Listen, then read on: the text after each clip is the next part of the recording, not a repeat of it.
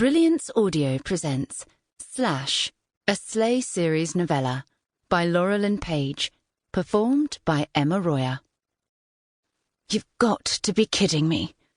The thought races through my mind repeatedly as I shuffle through the registration papers in front of me, as if I might have the wrong stack, as if I might see something different when I return to the sheet with the names of all my students. Of course, nothing changes when my eyes return to the enrollment form. There are still 13 names arranged in alphabetical order. There are still more women than men by a 3-to-1 ratio, and Hendrix Reed is still the last male name on the list. It can't be a coincidence. It's bloody unlikely there are many Hendrixes in the photography world. Less unlikely more than one of them has the surname Reed.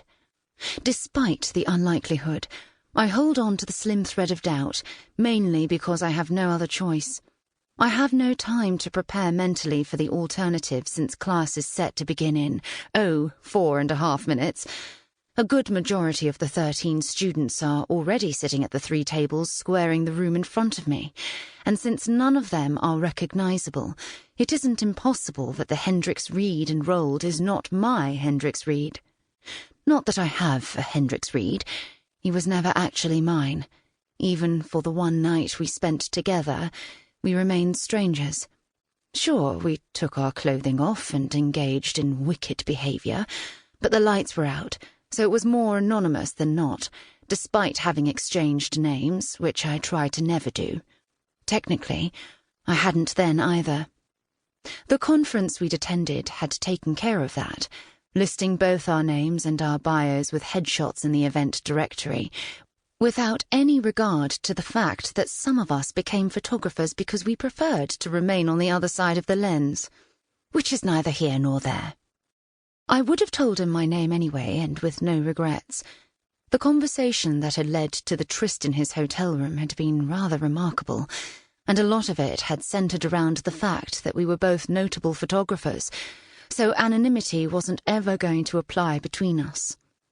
And why would famed wildlife photographer Hendrix Reed be registered for a portrait course, in London of all places? He'd told me he was wintering in the savannas, and while spring is definitely upon us now, there is not much in the way of wildlife here beyond the hedgehogs and kestrels at Regent's Park. Certainly nothing to attract him. The idea it's the same man is ludicrous. Except, hadn't he said he was sure that we would see each other again one day? I bite the inside of my lips so that I won't audibly groan. I was stupid not to go through the enrollment form earlier. Strike that. I was cowardly. I'd been nervous about the prospect of teaching the class in the first place. Almost immediately after agreeing to lead the advanced course, I'd wanted to back out. It had been my brother who had convinced me it was a good idea, for reasons I can no longer remember. And why am I listening to his advice about how I live my life these days when he's practically settled in New York with his new wife and child? It's not like he knows what I need now any more than any of the other times we've been apart over the course of our lives, and he's half-heartedly tried to parent me from afar.